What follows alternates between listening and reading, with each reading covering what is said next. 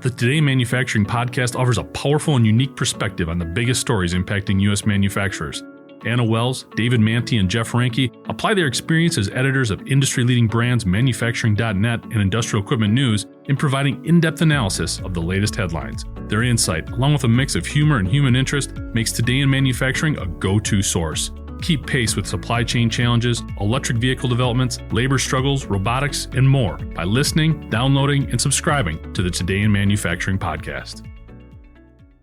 The 163-year-old British shipmaker that built the Titanic said that it's insolvent after failing to acquire the funding needed to stay afloat. Harland Wolff, a Belfast company that specializes in ship repair, shipbuilding, and offshore construction, said the rejection of its request for a $264 million facility from UK Export Finance has left the loss-making company in a difficult financial position.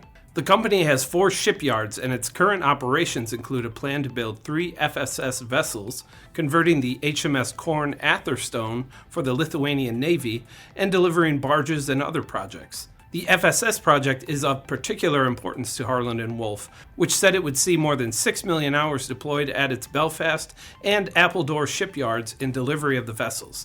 The company said the project would generate a, quote, wealth of learning, experience, and expertise across many aspects of shipbuilding, which will endure for years to come. But preparations for the FSS project have been at a standstill since July, and now Harland Wolff is facing the difficult decision to reduce headcount in non-core and certain central support areas.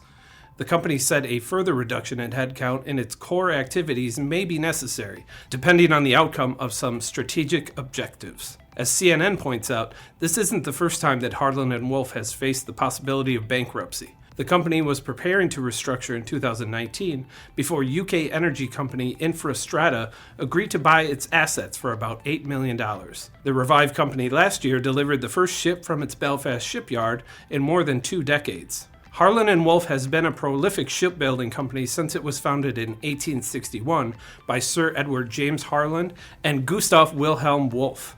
But its most famous project was the RMS Titanic, which, along with the RMS Olympic, were at the time the largest vessel construction projects ever undertaken. The Titanic, of course, sank in 1912.